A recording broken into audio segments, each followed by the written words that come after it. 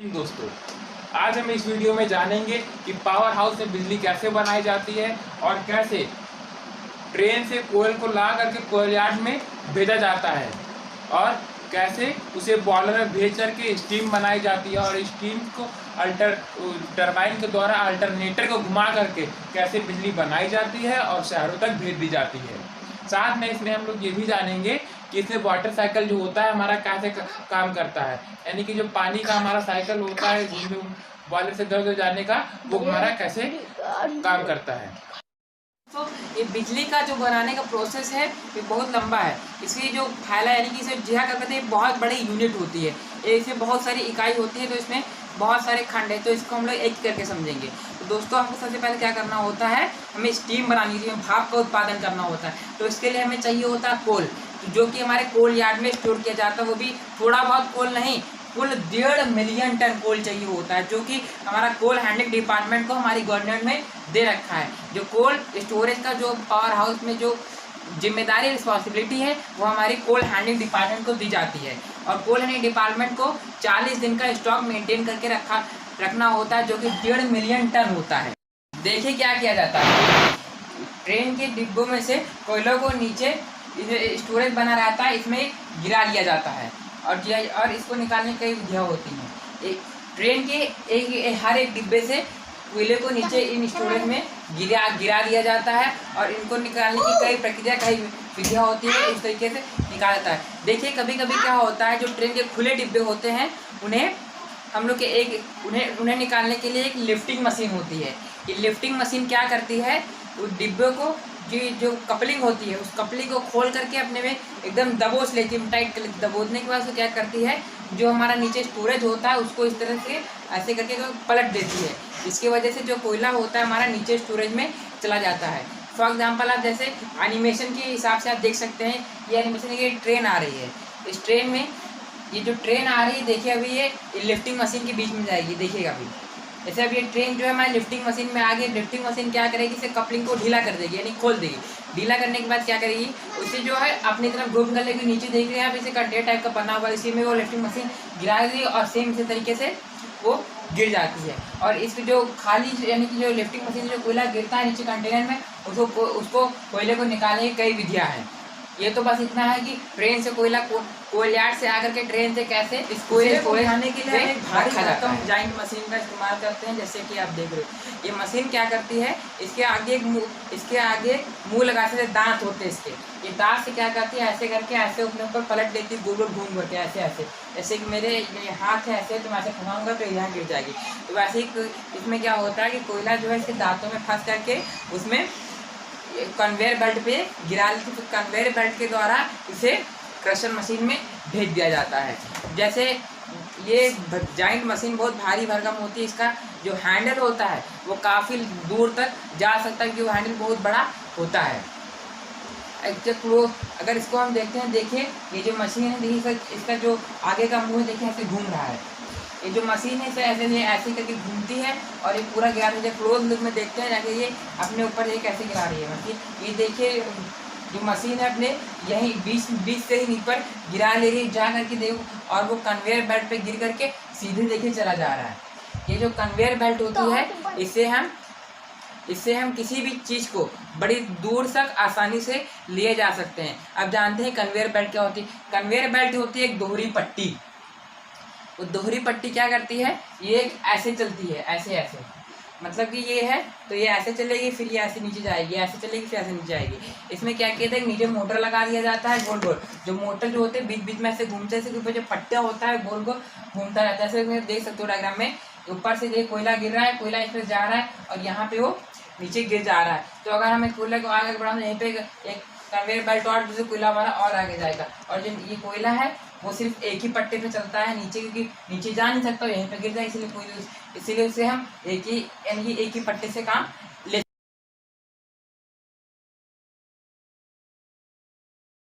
होता है। जो कोयला होता है हमारा किसी भी आकार में होता है, छोटा भी हो, कुछ छोटा छोटा होता है और कुछ और कुछ बहुत बड़ा भारी भरकम होता है। तो इतना बड़ा कोयला छोटा तो हम जलाने से, इसलिए क्या किया जाता है, उस कोयले को छोटे छोटे टुकड़े में तोड़ लिया जाता है। उसके लिए क्या कहते हैं, जो हमारी स्टकर मशीन होती है, यानी कि जो मशीन मैंने बताई थी, दांत से कोयले को भी कन्वेयर बेल्ट पे डाल करके लिफ्ट करती है। वो मशीन जो है, उस मशीन के द्वारा क्या किया जाता है, उसे कन्वेयर बेल्ट पे कोयले को कन्वेयर बेल्ट पे भेज के द्वारा उसे क्रशर मशीन में भेज दिया जाता है। इस क्रशर मशीन में उसे भेजने के बाद क्या किया जाता है, जो कोयला है छोटा छोटा इस क्रशर मशीन में टूट जाता है। लेकिन अभी भी इस कोयले को हम जलने के लिए बॉयलर में नहीं भेजते, क्योंकि इस वजह से, क्योंकि अभी भी कोयले ये जो कोयला है, इससे हमारा कोयला बहुत वेस्ट होगा। तो हम लोग क्या करते हैं, हमारा कोयला वेस्ट ना हो, इस वजह से हम क्या करते हैं, कोयले को पल्वराइज कर लेते हैं, यानी कि पाउडर जितना पतला हम पाउडर लगाते हैं अपने गालों में, उतना उसे पतला करते हैं, पल्वराइज कर लेते हैं। उसे पल्वराइज करने के बाद हम लोग क्या करते हैं, उसे बॉयलर में भेजते हैं और उसे जलने के लिए उसमें क्या होता है, उसे पल्वराइज करते हैं,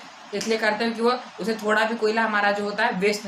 दोस्तों देख, अब तो ये हमारा कोयला रेडी हो चुका है। अब तक हम लोग क्या सीख रहे थे कि ये हमारा कोयला कैसे रेडी होता है स्टीम बनाने के लिए। अब तो हमारा कोयला पूरा रेडी है, पल्वराइज हो चुका है। जो हमारा कोलयार्ड होता है, लगभग 50% तो कोलयार्ड ही लेके चला जाता है एरिया।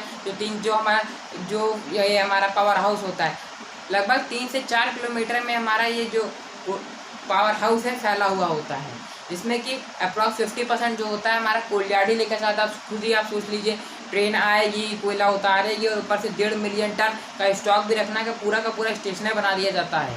इस वजह से पूरा 50% जो एरिया है हमारा कोयलाड़ ही लेके चला जाता है।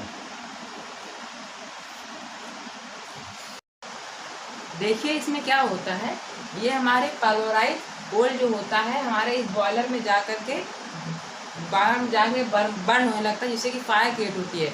उस फायर से ऊपर पानी की जो टंकी रखी होती है, उस टंकी में वो टंकी में जो पानी होता है वो उबलने लगता है, जिसकी वजह से स्टीम क्रिएट होती है। तो स्टीम से हमारा टरबाइन जो है घूमता है। असल में जो पानी की टंकी होती है, पानी की टंकी नहीं होती, उसमें क्या होता है कि मैं छोटे छोटे पतले बड़े बड़े पाइप्स होते हैं, वो पाइप से हमारा पानी भरा होता है और उनसे स्टीम बनता है। वो टंकी इसलिए नहीं रखी जाती कि जो टंकी है बहुत हैवी हो जाएगी, जिससे कि स्टीम अच्छी नहीं बन पाएगी।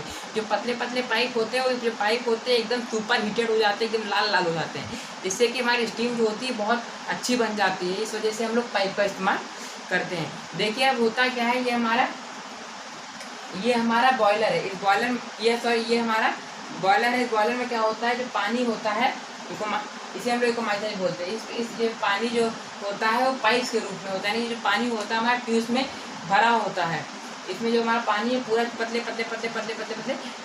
लंबे ट्यूब्स में फिल होता है। और इसमें क्या होता है, जो हमारी जो ऐश होती है, कुछ ऐश नीचे बैठ जाती है जलते वक्त, और कुछ ऊपर बैठ जाती, और कुछ ऊपर से जो नीचे और मोटे कण होते हैं नीचे बैठ जाते हैं, और कुछ ऐश जो होती है हवा में उड़ रही होती है तो ऊपर उड़ जाती है। जो हमारी ऐश नीचे बैठ जाती है उसे हम कहते हैं बॉटम ऐश, और जो ऐश हमारी हवा में उड़ जाती है, पतली जो होती है थोड़ी बहुत जो हवा में हमारी उड़ती है, वो होती है हमारी फ्लाई ऐश। और इसमें क्या किया जाता है, उसमें किनारे से पाइप से गरम हवा दी जाती है, जिससे कि हमारे पाइप का जो मॉइस्चर है वो खत्म हो सके। इसे हम लोग प्री हीटेड एयर बोलते हैं। इससे क्या होता है कि हमारे जो कोल होता है उसका मॉइस्चर खत्म हो जाता है और वो अच्छे से बर्न होने लगता है। अब जानते हैं इसमें होता क्या है। इसमें पानी के माध्यम, जैसे आप देख सकते हो, इसमें पानी के ट्यूब से तो पूरा पानी भरा हुआ है। यहाँ पे हमारी पल्वराइज कोल जल रहा है, यानी कि जो हमारा पाउडर वाला कोयला है यहाँ पे जल रहा है। अब ये कोयला क्या होगा, एकदम सुपर हीटेड हो जाएगा, हीटेड होकर एकदम लाल हो जाएगा। अभी ये नीला है। ऊपर ये जो टंकी है, इसी टंकी से हमारा पूरा पानी जो है इन ट्यूब्स में यानी पतले पाइप्स में आता है। और जब ये एकदम सुपर हीटेड हो जाता है, तब ऊपर इस पाइप से स्टीम टरबाइन की तरफ भेज दी जाती है। अब हम जानेंगे बॉयलर के बारे में। देखिए बॉयलर क्या होता है, एक भट्टी होती है, फर्नेस। ये भट्टी होती है फर्नेस हमारी, ये उसे कहते हैं जिसके नीचे हम किसी चीज़ को जला करके किसी चीज़ को उबाल दे, पका दे, उसे फर्नेस या भट्टी बोलते हैं। तो इसमें क्या होता है कि हमारा नीचे हमारा पल्वराइज कोल जल रहा होता है। पल्वराइज कोल जल करके ऊपर पानी की टंकी रखी होती है। जो पानी टंकी का मतलब है जो ऊपर पाइप होते हैं उन्हें पानी भरा होता है, उसको गर्म कर रही थी, जिससे स्टीम बन जाता है। अब आगे के फंक्शन को समझने से सबसे पहले हम कोयले को खत्म कर देते हैं, तब आगे बढ़ते हैं। तो देखिए होता क्या है इसमें कि कुछ जब जलता है तो हमारा जो कुछ भारी कोयला होता है वो नीचे जम जाता है, इसे बोलते हैं बॉटम ऐश। यानी कि जो ऐश नीचे जम जाए उसे कहते हैं बॉटम ऐश, मतलब कि नीचे की राख। ऐश माने मतलब होता है राख। और कुछ ऐश जो होती है जो हमारी हवा में उड़ती है, और उस ऐश को बोलते हैं फ्लाई ऐश। अब जो फ्लाई ऐश है वो अगर से हम चिमनी के द्वारा ऊपर छोड़ देंगे तो हमें सांस लेने पे क्या होगा कि हमारे लंग्स में जम जाएगा, जो हमें नुकसान के। तो अब हमें क्या करना होगा कि हमें जो ये हमारा जो ऐश उड़ रही है धुएं के साथ, इस ऐश को हमें सेपरेट करना होगा। तो उसके लिए हम लोग क्या करते हैं, इस बॉयलर के ऊपर हम लोग लगा देते हैं ESP यानी कि इलेक्ट्रोस्टैटिक प्रेसिपिटेटर। ये एक नेगेटिव चार्ज होता है। ये क्या करता है जितनी भी डस्ट पार्टिकल्स यानी कि ये कोयले की ऐश होती है उड़ रही है, कोयले की राख जो उड़ रही होती है उसको अपनी तरफ खींच लेता है, और जो हमारा धुआं होता है प्योर हो जाता है, और उसको फिर हम चिमनी के माध्यम से बाहर निकाल देते हैं। तो ऐसे हम इसको साफ करते हैं। ये इकोनोमाइजर हमारा क्या होता है, तो इकोनोमाइजर देखिए हमारा होता क्या है। इकोनोमाइजर के नीचे जो हमारी बड़ी बड़ी मोटी मोटी राख होती है चली जाती है, और जो हवा में उड़ती है धुएं के साथ ऊपर चली जाती है, और ESP डिवाइस से सेपरेट कर ली जाती है। अब इसमें जो ये आग जल रही है इसे बोलते हैं फ्लू गैसेस। ये आग क्या करती है, ऊपर जो हमारा पानी रहता है, पानी टंकी रहती है, और सबसे पहले समझ लीजिए कुछ लोग कहते हैं कि वो पानी की टंकी रहती है इकोनोमाइजर में, तो ऊपर पानी की टंकी नहीं रहती है। उस पर क्या होता है, पाइप के पतले पतले पाइप लटके हुए होते हैं, जो चिपके नहीं, जिसके चारों तरफ आग रहती है, जिससे कि जो हमारा पाइप है जल्दी जल्दी गर्म हो जाता है। ये जो एरिया होता है हमारा, ये सुपर हीटेड एरिया होता है। तो हम लोग ये फ्लू गैसेस क्या करती है, उन्हीं पाइप्स को एकदम गर्म कर देती है, सुपर हीटेड कर देती है, और जब सुपर हीटेड हो जाते हैं वो पाइप, तो क्या होता है, उस पाइप से हमारी वो स्टीम बन जाती है। उतनी ताकतवर स्टीम वो बनती है कि वो टरबाइन को घुमा देती है। अच्छा, इसमें जब पानी के उसमें क्या किया, जैसे आप सोचेंगे कि इसमें पानी कहाँ से आता है, तो इसमें पानी ये टंकी से आता है, नीचे टंकी से ये फर्नेस के बगल से इसको लाया जाता है। इस वजह से फर्नेस के बगल से जानबूझ के इस वजह से लाया जाता है क्योंकि ये जो पानी है ऊपर जाने से पहले थोड़ा और गर्म हो जाए, इससे हमें इकोनॉमिकली कुछ ज़्यादा ही फ़ायदा होता है। इस वजह से इसको फर्नेस के बगल में ले जाता है। इकोनोमाइज़र को गर्मी की ज़रूरत आग की ज़रूरत नहीं होती, क्योंकि वो अपनी जो हीट है वो यहीं फ्लू गैसेस से ही ले लेती है, टंकी से जल्दी गर्म हो जाता है। अब इसमें जानेंगे कि हमारी अच्छा सवाल तो ये उठता है कि इसमें जो हमारी स्टीम है, स्टीम तो बन गई, अब वो स्टीम जाए कहाँ से, तो ये देखिए इसमें बाहर का फोटो है। ये जो पाइप है, इसी पाइप के द्वारा जो हमारा स्टीम है वो हमारे इकोनोमाइज़र से बाहर टरबाइन की तरफ जाएगा।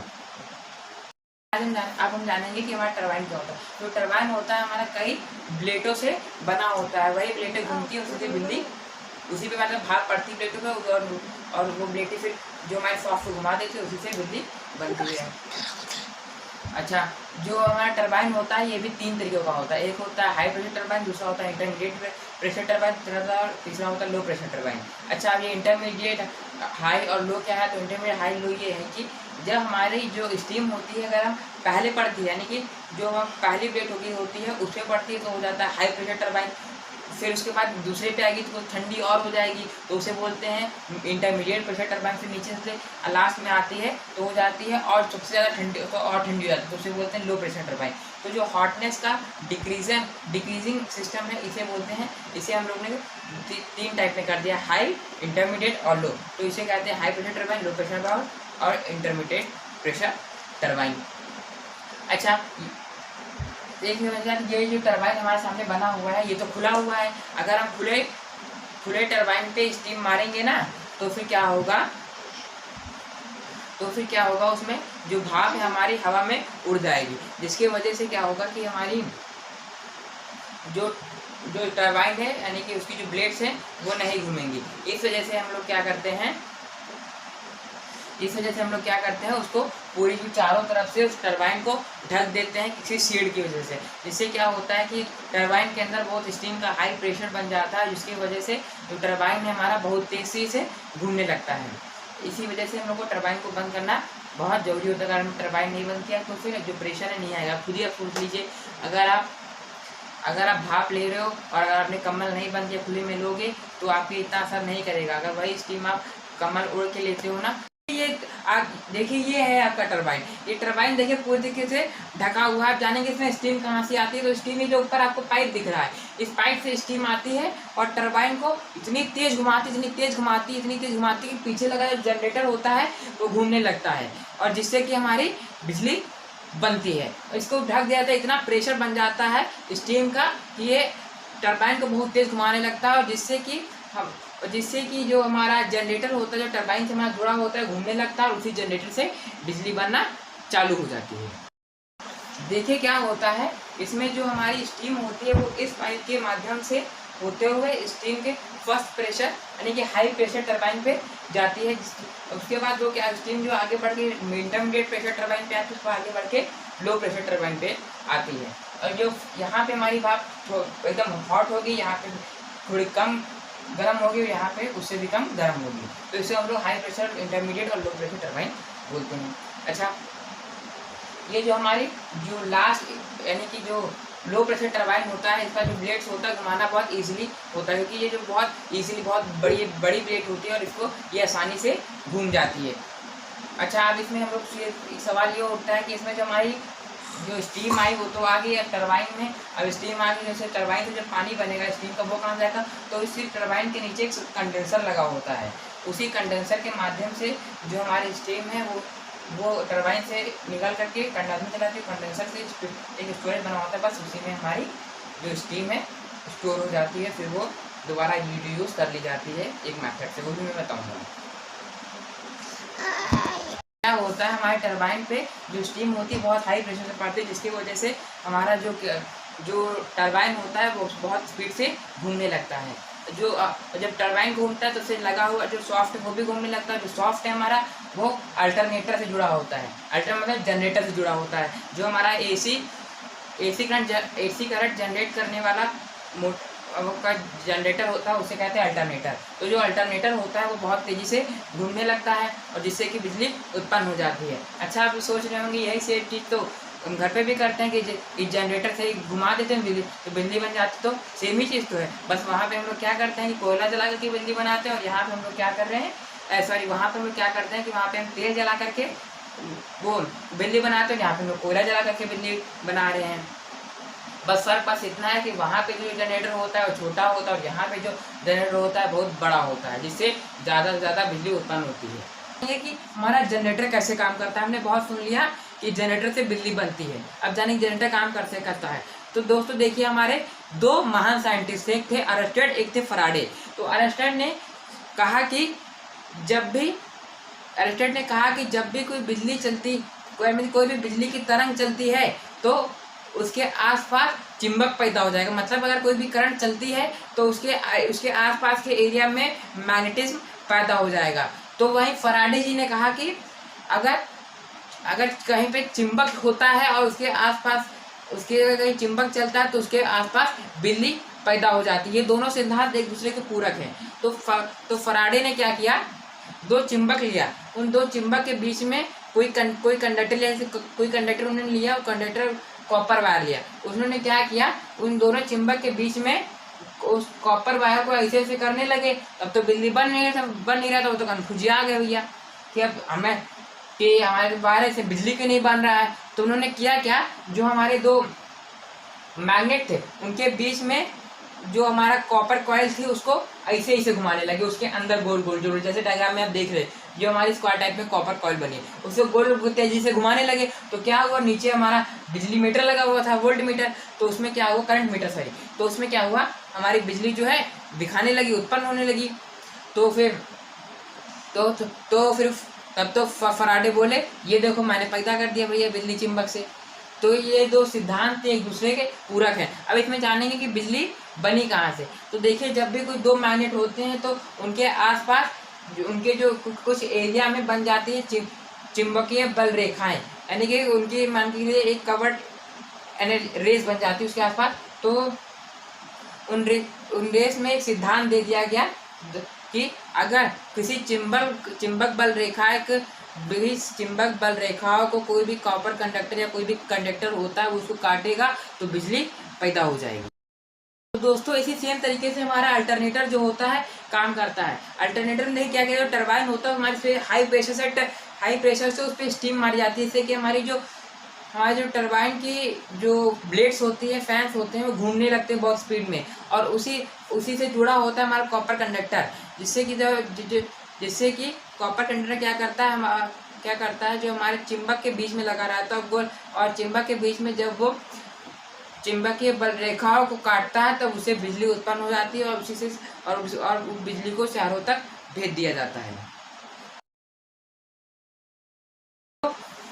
होता है क्या, ये जो हमारा टरबाइन है, टरबाइन के अंदर जो हमारी स्टीम दी हुई जाती है, वो हमारी स्टीम जो होती है 500 से 1000 डिग्री सेल्सियस तक गर्म होती है, और उस स्टीम से जो प्रेशर टरबाइन पे पड़ता है वो टरबाइन होता है वो 250 kg के हिसाब से उस पर प्रेशर पड़ता है। मतलब समझ लीजिए 4 आदमी के बराबर का वजन उससे पड़ता है। सोचिए 4 आदमी अगर एक ब्लेड पे हाथ मारेंगे तो सोच लीजिए कितनी तेज घूमेगा। अब हम जानेंगे अल्टरनेटर के बारे में। तो अल्टरनेटर जो होता है हमारा घूमता है 3000 RPM की स्पीड से, मतलब 3000 राउंड पर मिनट, यानी कि 1 मिनट में 3000 बार घूमता है। अब सोच लीजिए कितनी तेज घूमता होगा। देखिए जनरेटर में क्या होता है, एसी करंट उत्पन्न करने वाले जनरेटर को हम अल्टरनेटर कहते हैं। देखिए जनरेटर में होता क्या है, उसके बीच में होता है रोटर, जो उसके बीच में हमारा यानी कि जो हमारा रेगुलेटर के बीच में घूमता है। यानी मैंने बताया ना कि कुछ चिम्बक के बीच में जो घूमता है उसे हम कहते हैं रोटर। अच्छा, और जो चिम्बक के बीच जो चिम्बक किनारे में चिम्बक से घूम रहा होता है उसे कहते हैं रेगुलेटर। अब इसको हम लोग क्या करते हैं, इसको हम पूरी तरीके से ढक देते हैं, लेकिन जब ढक देते हैं तो हमारा सॉफ्ट है, वो सॉफ्ट जो है नीचे बॉडी में लड़ने लगेगा, तो हम लोग क्या करते हैं वहाँ पे लगाते हैं बेरिंग। बेरिंग ऐसी चीज़ होती है जो आगे की जो परत होती है वो उसमें चिपक जाती है, और पीछे की जो उसके नीचे की जो परत होती है वो गोल गोल घूमती है, और जब वो घूमने लगती है तो उससे बिजली पैदा हो जाती है। होता क्या है, जो हमारी बिजली उत्पन्न हो चुकी होती है उसको हम लोग ट्रांसफार्मर के जरिए भेज देते हैं। जो ट्रांसफार्मर होता है 2,20,000 वोल्टेज बढ़ा देता है बिजली की। और आप लोगों ने सुना होगा कि जिस गांव में बिजली बन रही होती है हम लोग उस ट्रांसफर से उस गांव को बिजली नहीं देते हैं, फिर दूसरे ट्रांसफर से बिजली देते हैं, क्योंकि जो हमारा ट्रांसफार्मर होता है वो 2,20,000 बिजली वोल्टेज पैदा करता है। किसी घर में दे देंगे ना तो घर हवा में उड़ जाएगा। इस वजह से क्या कहते हैं, उसको दूसरे ट्रांसफार्मर से हम लोग बिजली देते हैं। उसके बाद जब हमारा ट्रांसफार्मर बिजली पैदा कर देता है, यानी कि जो हमारा ट्रांसफार्मर है वोल्टेज को बढ़ा देता है, उसको हम वायर लाइन के जरिए आगे दूर भेज देते हैं, और उसको जगह से थोड़ा करके बांट के उसकी वोल्टेज को कम करके आगे शहरों तक भेज देते हैं। अच्छा, अभी तक आप लोगों ने जान लिया। अभी तक आप सोच रहे होंगे कि टरबाइन में भाप तो गई, लेकिन अब भाप गई कहाँ। तो देखिए होता क्या है, जो आप जानते हो कि जब भाप ठंडी होगी तो पानी बन जाएगा। तो क्या किया जाता है, ये जो हमारा टरबाइन है इसके नीचे हम लोग बना देते हैं स्टोरेज, जिससे कि हमारा जो वैसे भाप ठंडी होती रहती है टरबाइन में वो ऑटोमेटिकली स्टोरेज में चली जाती है, और वहाँ पानी फिर से कन्वर्ट हो जाती है, और उसी पानी को हम दोबारा फिर से बॉयलर में भेज करके स्टीम बना करके फिर से टरबाइन में फेंक देते हैं, और फिर से वो स्टीम जो है वाटर में कन्वर्ट होकर फिर से वहीं बॉयलर में चली जाती है। तो इसे बोलते हैं वाटर साइकिल। तो ऐसे ही हमारा जो स्टीम है वो टरबाइन से होते हुए दोबारा रीयूज में आ जाता है। देखिए क्या होता है, वाटर को दोबारा इस्तेमाल करने के लिए हम यूज़ करते हैं कूलिंग टावर का। जो हमारा धुआं होता है वो तो इस चिमनी के द्वारा निकल जाता है, लेकिन जो हमारी भाप होती है, जो हमारी स्टीम होती है, उसे हम लोग क्या करते हैं, कूलिंग टावर की मदद से उसको हम वाटर को दोबारा रीयूज में कर लेते हैं। अब हम जानेंगे कि जो हमारा कूलिंग टावर वर्क कैसे करता है, और कैसे जो हमारा स्टीम है उसे दोबारा पानी में कन्वर्ट करके दोबारा हम रीयूज कैसे करते हैं। तो देखिए इसमें होता क्या है, ये जो हमारा कूलिंग टावर है 2 पार्ट में डिवाइड होता है। इसमें होता है क्या है, ये जो रेड पाइप आप देख रहे हो, जो एरो बना हुआ है, इस एरो के माध्यम से हम उस स्टीम को नीचे भेज देते हैं, जिससे कि जो स्टीम होती है हमारी नीचे आती रहती है। आते होते कभी ठंडी हो चुकी होती है, वो भी बहुत दूर से आ जाती है। और नीचे से आप जाली देख रहे हो, इस नीचे आप एक जाली देख रहे होगे इस कूलिंग टावर से। तो इस क्या होता है, ये ऊपर से जो हमारी स्टीम होती आ रही है, तो नीचे से नेचुरली ठंडी हवा जा रही होती है, तो उन दोनों का मिलने की वजह से पानी बन जाता है, और उसे हम दोबारा यूज़ कर ले। इसी को कहते हैं वाटर साइकिल, ये किसी भी थर्मल पावर प्लांट में सबसे जरूरी चीज़ होती है। और बाकी जो आप देख रहे होंगे डायग्राम में कुछ भाप, कुछ स्टीम हमारी जो है हवा में उड़ रही है, तो वो थोड़ी बहुत स्टीम हवा में उड़ रही होती है जो कि हमारी पानी में कन्वर्ट नहीं हो पाती है। 0%, ये जो स्टीम होती है 0% पॉल्यूशन करती है, क्योंकि भाप पानी है, भाप बन के फिर से पानी बन जाएगा तो उसमें क्या पॉल्यूशन होना है। इस पूरी प्रोसेस को एक बार फिर से डायग्राम की मदद से हम लोग शॉर्ट में समझ लेते हैं। तो देखिए होता क्या है, सबसे पहले जो हमारा कोल है वो ट्रेन से ला करके कोल यार्ड में स्टोर किया जाता है।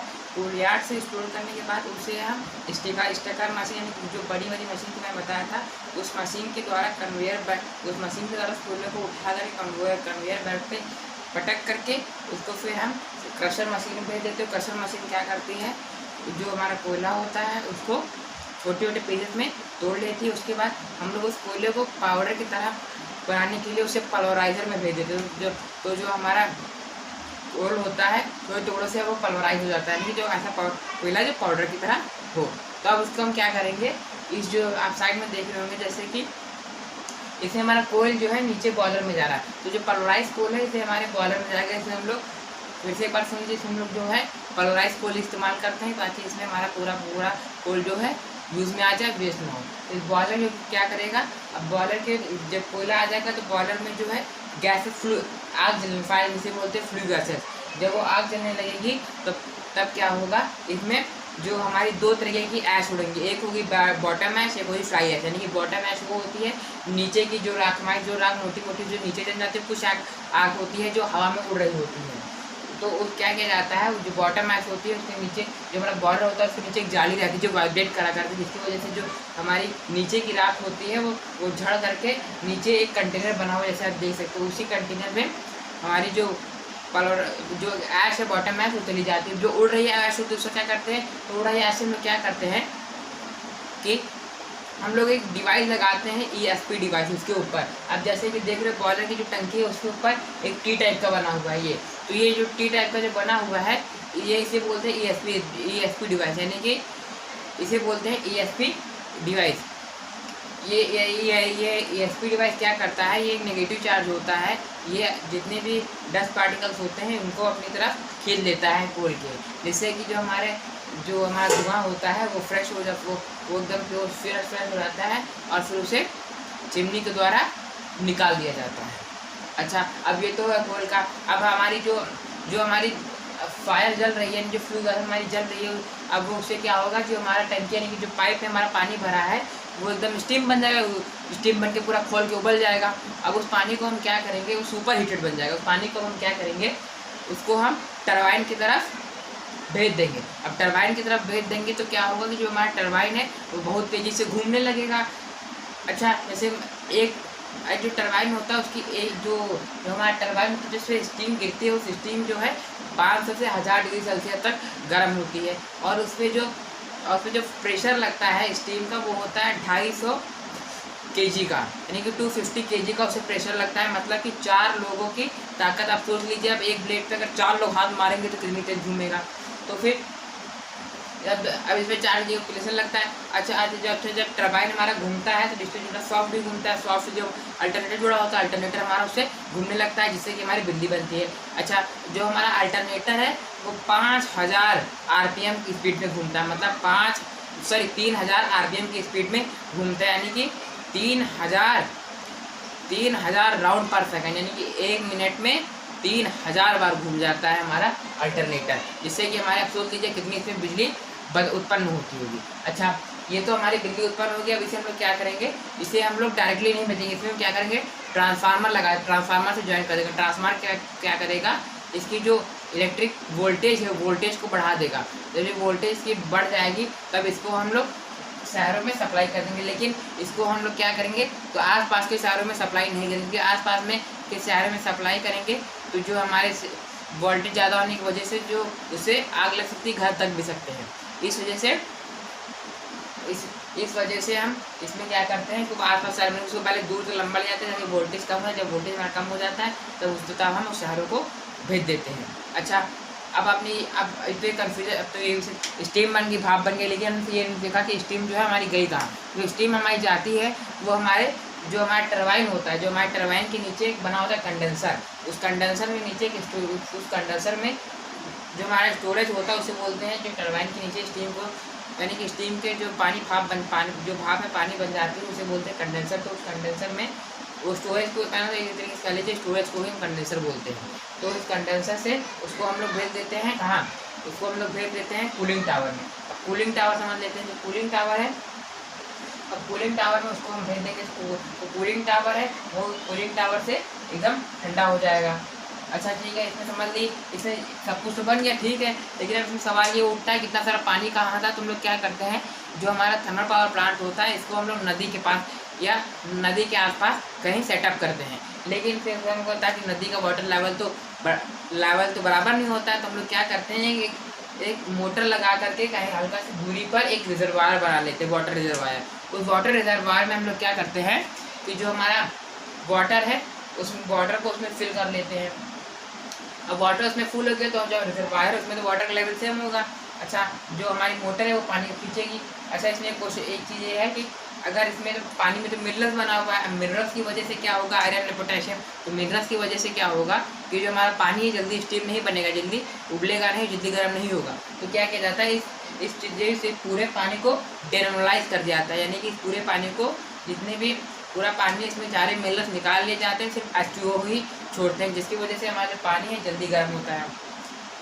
अच्छा, अब ये जानेंगे इसमें पानी जो है रीयूज़ कैसे होता है। पानी में रीयूज़ कैसे होता है कि जो पानी है हमारा पहले ड्रिवर से मोटर में आएगा, मोटर से रिजर्वायर में हम लोग भेज देते हैं, रिजर्वायर में भेजने के बाद हम क्या करते हैं, उसी पानी को पाइप के द्वारा हम लोग एक कूलिंग टावर के स्टोरेज में भेज देते हैं। अब क्या होता है, कूलिंग टावर के बेसिन जो होता है, यानी कि बेसिन होता है, इसमें हमारी दो तरीके का पानी होता है। एक पानी तो वो होता है कि जो हमारा स्टीम से जो पानी होता है जो हमारा स्टीम से पानी बना हो, और दूसरा होता है जो रिजर्वायर का पानी है। तो उस पानी को हम लोग क्या करते हैं, एक ही ऐसी बेसिन में ला देते हैं, इससे कि हमारी इकोनॉमी की कोई बचत रहती है, अलग अलग पाइपलाइन बनाते हैं। ये अलग अलग पाइपलाइन बनाएंगे उससे हमारा खर्चा ही बढ़ेगा, तो हम लोग एक ही बेसिन में जोड़ देते हैं।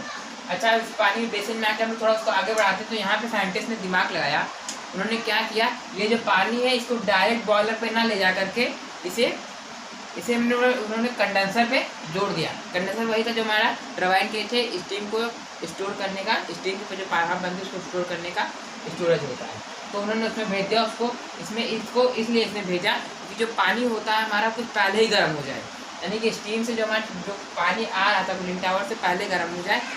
उसके बाद क्योंकि अगर वो पानी पहले ही से गर्म होगा उसको और गर्म करने में जल्दी गर्म हो जाएगा, जिससे कि हमारी इकोनॉमिकली बचत हो जाएगी और हमारा कोयला कम से कम खराब होगा। अच्छा, इसके बाद इन्होंने यहाँ पे जब कंडेंसर से उन्होंने क्या किया, फिर बॉयलर के नीचे से उन्होंने यानी कि फर्नेस के बगल, बॉयलर के बगल से एकदम नीचे से भट्टी के बगल से यानी फर्नेस के बगल से जो हमारा पानी है ऊपर पाइप तक पहुँचा दिया। अच्छा, ये जो हमारा ऐसा इन्होंने इसलिए किया क्योंकि जो हमारी यहाँ पे गर्म हो चुका था, अब कुछ पानी बॉयलर के फर्नेस से गर्म हो जाएगा, यानी कि जिससे आग जल रही है तो इस फर्नेस से गर्म हो जाएगा और पानी कुछ हद तक गर्म हो जाए, 10 to 15% गर्म हो जाए, जिससे कि हमारी कुछ कोयला बच जाएगा, यही हमारी इकोनॉमिकली बचत हो जाती है। अच्छा, इसमें बनती है 3 साइकिल। पहली साइकिल बनती है हमारी वाटर साइकिल जो हमारी बनती है कि पहले आप जो पानी है रिजर्वायर से लेकर के कूलिंग टावर में लाए, कूलिंग टावर से दूसरे बॉयलर में गर्म किया, बॉयलर से स्टीम बनी, स्टीम से टरबाइन में गया, टरबाइन से फिर कूलिंग टावर में आया, कूलिंग टावर से ठंडी हुई भाप फिर से वो रिजर्वायर से होते हुए कंडेंसर में, कंडेंसर से बॉयलर में आया, फिर बॉयलर से होकर के फिर से स्टीम बनी, स्टीम से टरबाइन बना, फिर से वही प्रोसेस पूरी हो गई। तो दूसरी प्रोसेस हमारी बनती है करंट का, बिजली का। बिजली देखिए इसमें क्या होता है, दूसरी साइकिल बनती है बिजली की। बिजली में क्या होता है, देखिए हमने स्टीम बनी, स्टीम से टरबाइन घूमा, टरबाइन से अल्टरनेटर घूमा, अल्टरनेटर से बिजली जो है ट्रांसफार्मर में भेजेगी, ट्रांसफार्मर से शहरों में भेजेगी, सेम वही प्रोसेस द्वारा चलता रहता है। सब तीसरी इसमें जो साइकिल है वो बनती है कोल की। नहीं, कोल जो है कोलयार्ड से पहले उसे स्टकर मशीन में लाया गया, स्टकर मशीन से उसे क्रशर मशीन में डाला गया, पूरे जोड़े फिर पल्वराइज किया गया। उसे पल्वराइज करने के बाद बॉयल में फिर जला, उसके बाद उसमें 2 राख बनी, एक बनी बॉटम ऐश नीचे गया, दूसरी बनी उसमें जो फ्लाई ऐश यानी जो उड़ती हुई है। तो हम लोगों ने क्या किया, जो हमारी बॉटम ऐश थी उसको नीचे स्टोर कर लिया, और जो हमारी फ्ली ऐश थी उसको ऊपर हम लोगों ने ESP डिवाइस पे, इस ESP डिवाइस से उस जो ऐश को थी उसको एब्जॉर्ब करवा दिया और जो फ्रेश धुआं था उसको हम लोग ने ऊपर भेज दिया। अच्छा, जैसे कि आप डायग्राम में देख लेते हैं कुछ धुआं उड़ रहा है, तो वो धुआं वो होता है जो हमारा कूलिंग टावर में वाटर में कन्वर्ट नहीं हो, तो वो हमारा वाटर में कन्वर्ट नहीं हो पाता है, तो वो जो धुआं होता है थोड़ा बहुत ऊपर चला आता है। ये जो धुआं होता है ये 0% पॉल्यूशन करता है, पानी है भाप बन के क्या पॉल्यूशन करेगा। इसी तरह हमारे कई प्लांट होते हैं बिजली बनाने के, जैसे कि हाइड्रो इलेक्ट्रिक पावर प्लांट, वो गैस पावर प्लांट, ऐसे ही करके कई प्लांट होते हैं। अगर आपको हमारी वीडियो अच्छी लगे तो उसे प्लीज़ लाइक शेयर सब्सक्राइब करना मत भूलिएगा। Thank you.